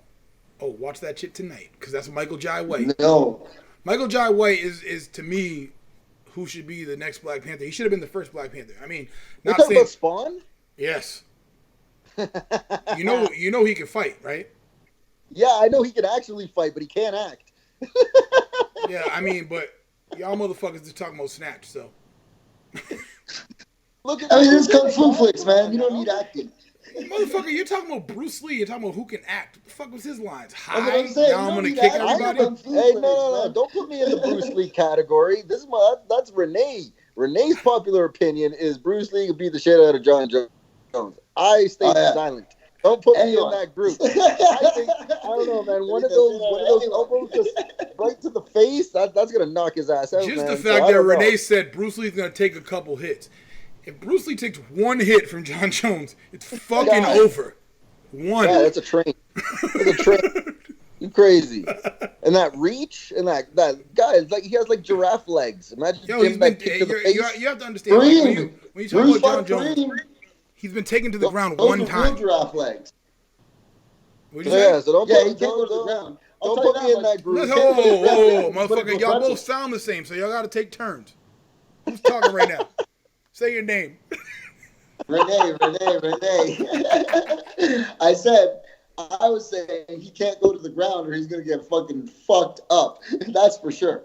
But I mean, with those kicks, man, he's just too crazy, guy. He wouldn't let him in. It's too fast. Who, Bruce Lee? And he's strong. So for his frame, right? Points? Obviously. Like, he's not Mike Tyson strong. So that's what I'm saying. But he's strong for his frame. So Bruce Lee is the same.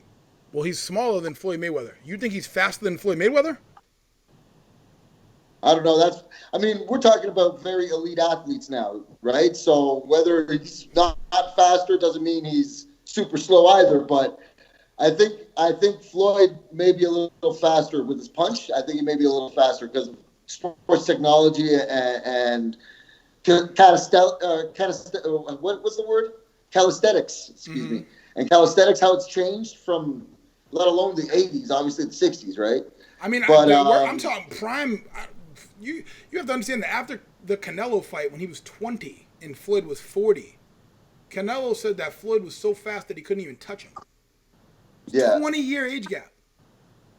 To me, that's fucking absolutely insane. Like, you're talking That's about ridiculous. a 40-year-old that you could not touch, and he said it, and he's a champion now and beat the shit out of everybody after him.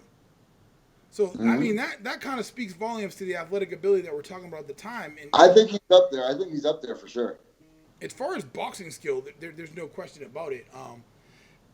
But now we're talking about John Jones, who's never fucking lost. And to me, Disqualified. yeah, just because Bruce Lee drank some Hennessy doesn't mean he's fucking beating everybody. I seen the meme picture.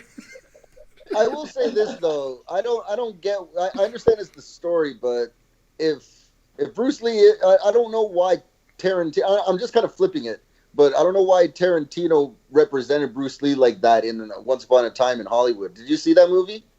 I watched it, but that movie was not very good, so I didn't. I didn't like it. I don't like it how everyone says they do either, man. It's not that great, but I don't get why they portrayed him like that. Like he's some like. Well, either way, if he was stuck up or not, but you're telling me like any Joe can just like go up against Bruce Lee, like my dick. I don't care. Like the character of Brad Pitt, like you could just go up against someone who's more qualified than you in every way. Like, come on, man. Nah. I mean, from my understanding, there's two stories. There was a point where Bruce Lee, in creating Jeet Kune Do, didn't believe that you should ever kick above your waist ever. And then Chuck Norris changed his opinion on that. I've also heard stories about him taking open challenges in the middle of movies. But with that being said, I've heard stories of Houdini saying that anybody could punch him in the stomach at any given fucking time. And that's how he ended up dying, because somebody hit him so hard that he ended up getting an ulcer and died from it. So, I mean, when you mix these myths and you create these videos like Bruce Lee's playing, ping pong with nunchucks, which is just not true, but people believe it. Now, Bruce Lee's film was sped up. The only time they slowed it down when he used nunchucks, which if he has nunchucks, yeah, I believe it. He's going to fuck some people up. But if you both have hands, John Jones is going to fucking kill you. I'm more on John Jones' side, but I'm just saying. Fuck both of you. So, we got two more questions left in the night. First one being, what the hell is going on in Costa Rica? And what are y'all doing? Economy-wise, financially, from what I see online, like, I'm looking at the police just randomly starting to give people random tickets to try to make the country money, and showing up to people's properties and telling them they own taxes even though they haven't paid them in 10 fucking years, to try to kind of do a money grab. And then it's almost like America because of what the media is saying. It's like 50-50. People are like, no, but then obviously people are fucking dying from poverty. So what's your take on it? And what do you think should happen at this point? You start this one, boy. I mean, Costa Rica right now, economy-wise, is dropping definitely. I think the unemployment right now is at 60% or something like that. Something like that, yeah, something like that, max. And that's just it's looking. I was actually talking about this topic like 5, 6, 7 times this week, and it's looking more like just the Americanized franchises that have come down. They're the ones that are primarily going to fucking survive. They're the ones that are primarily going to make money, and what it's looking like is some of this middle class that makes Costa Rica so great in Central America is going to get smaller. Mm-hmm. So that's definitely going to change the dynamics of this country, man. I mean, yeah. Going into basically the 10th year that I've been going there, and you look from a level of growth from the first year where I'm like, I got to get a separate cell phone, and I got to do this, to now it's like, I'm just bring my T-Mobile phone and I have fucking 4G LTE when I hit the ground and the development's there, and there's a fucking Maserati dealership there. I feel like mismanagement behind that can set the country back another fucking 5 years. Because when you're looking at a country that essentially runs 11 months out of the year on green electricity, when the United States can't even run, a day like that, that if they start taking, if people start, saying, oh, we're going to die from corona as opposed to die from not being able to fucking actually eat, it becomes an issue. What are you seeing, Roberto, as far as your take? Well, I can really only comment on what I've seen so far, and especially since my wife went through 5 months without having a job. Now that sports are coming back, we got her into an office, and hearing how her office is treating the workers and stuff, and what I've seen is just going back to the mom and pop places. They're done. They're all closing. Everything you see, Aquiler signs everywhere now, and like in the mini malls and shit. Like before, they were all packed. Now all you see is for rent. All right, so hold on, because let me stop you right there, because for some reason you think that motherfuckers that listen to my shit speak Spanish, and you're gonna need to explain where your wife works at and what she does. Okay, you're gonna need to explain what that word means. My bad. Okay, so we work in the sportsbook industry here. So really our jobs rely on sports. It's when sports are happening, when there's nothing going on and there was only table tennis and darts and fucking cockroach races, and those are the only thing people could bet on. Every single office like closed up. So that's a lot of jobs one time, and they would just literally just say, okay, go home and we'll call you when we can. Like that's it. A lot of places like mine, when they did it, they respected everything. They did everything properly, which was great. There's other places that just said, all right, peace. That's it. We're done. We're closing. We're out of there. So now that she's back in an office, every office is understaffed, but they don't want they don't want anyone to work from home, so they can't hire anybody. So just like everything is just going to shit, man. It's not looking pretty right now. Like what you're saying, there's a lot of the middle class that's going to disappear, that are just going to go straight to like poor. Like El Salvador only has two. It's poor or rich. Here there's that middle, but it's slowly dying, man. It's going down. And so from what I've understood at the beginning, when they told people to go home, the government told people that they were going to pay them 60,000 colones per month, and then they couldn't make it past the first month as far as paying the people. Well, what happened was they were, I think, second, maybe the third country in Central America to start giving out these, to say that they were going to start giving out money. Then I believe, if I'm not mistaken, it turned into people that make under X amount a month get money. And then it turned to people that make under X amount of money a month get food. And then it turned to, we ain't got that shit. No. To their credit, they started giving out the food for about a month and a half, and how funny is this? So that's about it.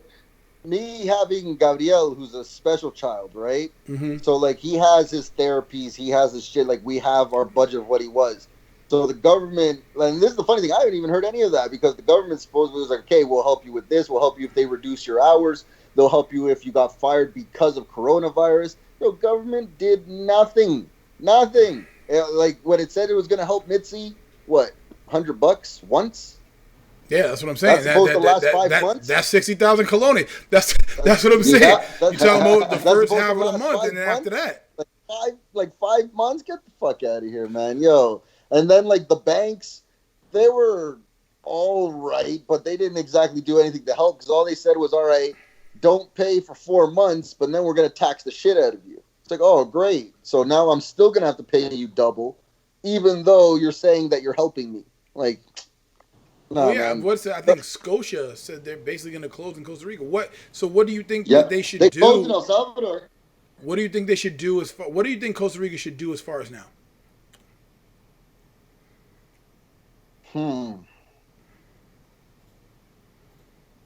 It's not, they don't have the resources that Canada had, but Canada was trying to keep everyone home and actually giving them a monthly pay that they could live off of, like every 2 weeks.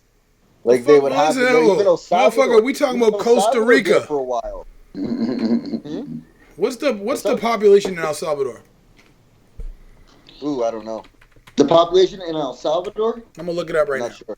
About 8 million, I believe.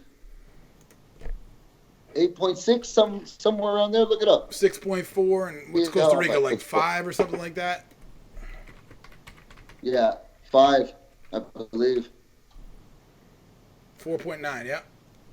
Like there's a lot of my friends that lost jobs because of coronavirus up there, but they're not dying. They're not exactly spending a shitload of money, you know what I mean? But they're getting taken care of. Mitzi's friends, Mitzi's sister, who lives more in the projects area, I'll say it nicely, of Costa Rica and stuff, who is supposedly gonna get help. They didn't get shit either, man. They just say, that's why I said they're like, they're the Swedes, man. They're Swiss. They're saying they're helping. They're saying they're doing this. Nothing's happening. Nothing. The Swedes, though, are actually doing that. Or the Swiss. Sorry, the Swiss. Actually have that. In Sweden, they're actually fully open. They actually didn't fucking close, and they're back open fully. They had a lot of death for a while, but now, I mean, when you're talking about Sweden, compare that more to what you had in Canada, not what you're looking at in Costa Rica. Yes, but I meant to say exactly. more, and not like the people or the country, but more in the sense of they just act like nothing's wrong is happening here. Yeah, like they have it under control. The dog on fire meme, everything's fine. What were you gonna say, Rene? Costa Rica right now is in a double-edged sword situation, and either way, it's going to get fucking cut, man. Without the vaccine, realistically, it would be irresponsible to open everything to help out the economy. You know what I mean? Because not everyone is going to be as hygienic or whatever, or take the necessary precautions to not spread it around. And if they keep everything closed, like I told you, that middle class is going to get affected, and realistically, they're going to lose out on a lot, man.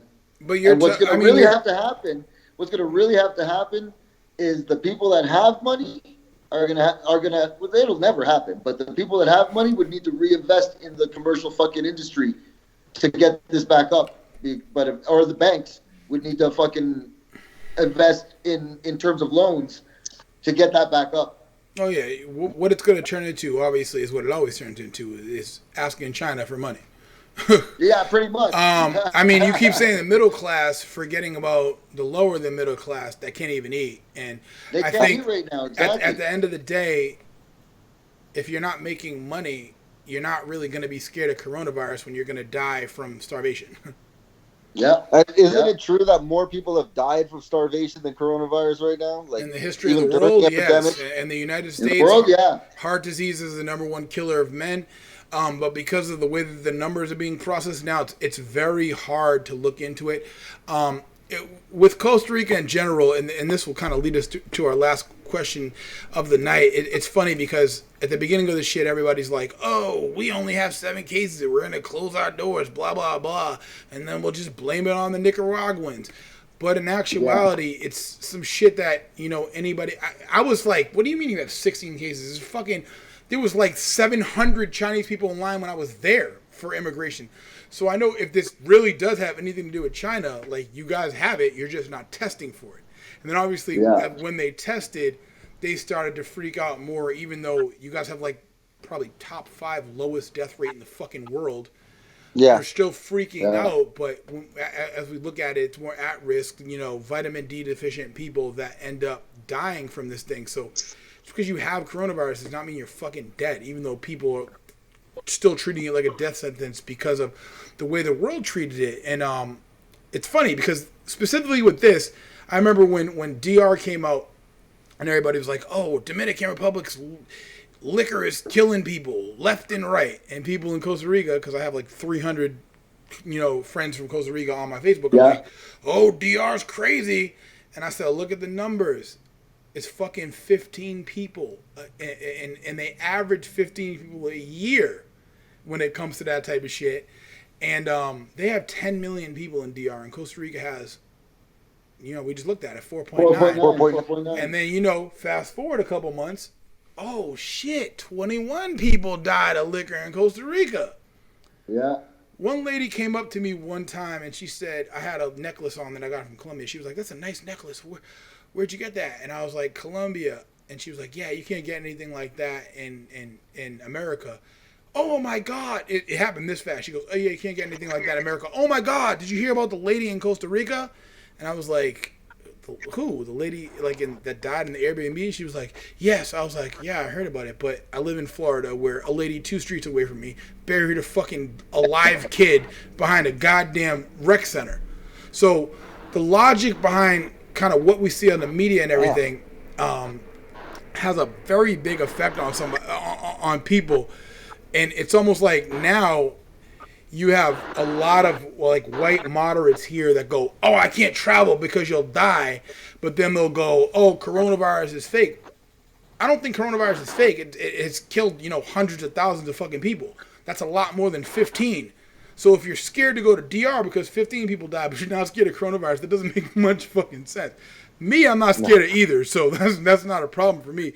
But after coronavirus started, is that liquor shit even a thing there, or was it ever a thing there? I've heard nothing. I mean,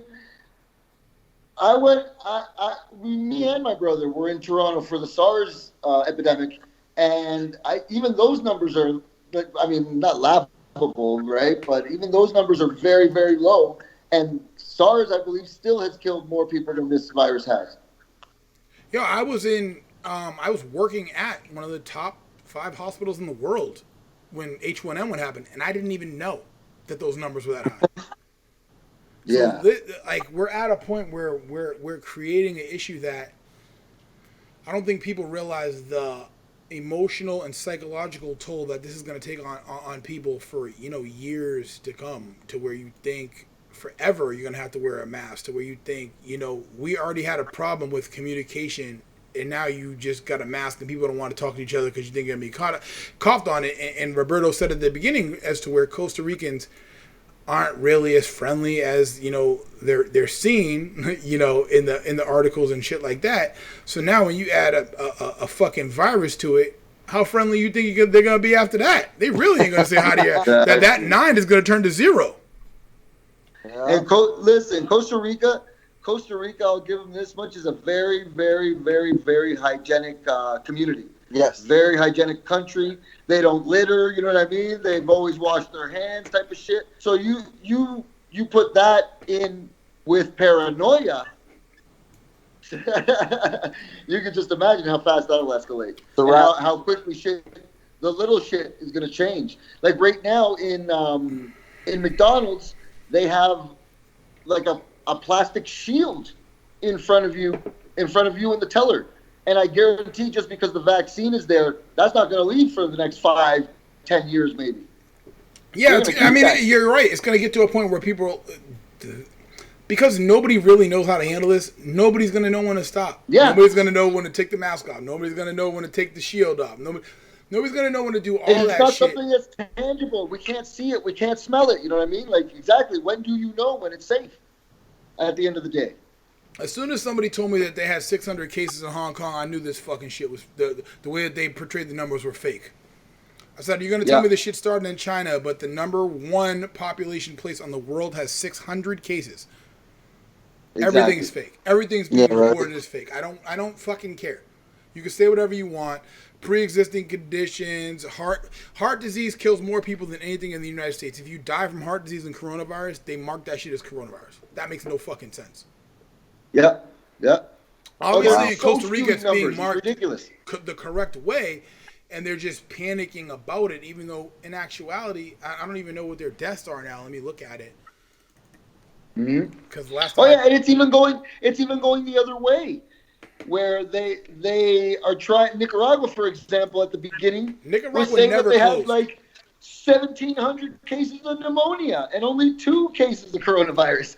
And mind you, Nicaragua never closed. They never changed anything. Yeah, they didn't change because shit, they exactly. didn't, people started to demonize them and go, "Oh, they're building a burial plot out in the desert somewhere to bury their people to make sure nothing." Nicaragua doesn't do major tourism anyway. They don't have the chance. They don't really care about faking this shit for you. You know what I'm saying? Yeah. Fine. Yeah. Trying to look for Costa Rica on this fucking list because it's so fucking low down. So 460 deaths out of 4.9 million people. Yeah. Out of 4.9 million people. I think more people died from drug addiction. Oh yeah. That's just an estimate. Estimate. Yeah. I think more people died from poverty. I think more people died from violence. So at this point, it's like you're going to decimate all the growth from your last 5 years of economy because you've instilled this amount of fear that, you know, everybody believed in. And now it's just like, you know, marijuana. How the fuck are you going to back off from this fear that you instilled over this period of time? And obviously it's not just Costa Rica, it's fucking here too. It's out of control. You know what I love about potheads though, just because you talk about marijuana and we're talking about this coronavirus guy in Canada. My friend's been talking to me. He's like, yo, there's all these articles that like if you have coronavirus and you smoke, it keeps it at bay, or if you smoke, it actually gets you more immune to it, or if you smoke, I'm like, man, we're just looking for excuses to smoke right now. Like, it doesn't sound. No, like, I mean, Go ahead, right up, man. It's hilarious. Like, I manage a dispensary, so I know a lot about marijuana, and obviously, my wife just wrote a medical marijuana intro book for kids that kind of reverses the stigma in that. Most of the biggest cannabinoids in marijuana that people know about are CBD and THC. Mm-hmm. Because the United States put it on a list where it can't be studied properly, there's hundreds of other cannabinoids in the plant that they haven't studied yet that certainly could do that. And we just don't know. So, I mean, obviously, at this point, nothing's proven, but it's funny to say, hey, you know what I'm saying? I'll be fine. Because my name's Rene and I'm fucking smashed with weed at Ray's barbecue. I showed it to my wife. She's like, "You're gonna get coronavirus." I'm like, "No, I'm not. Look at this. If I keep smoking, I get immune."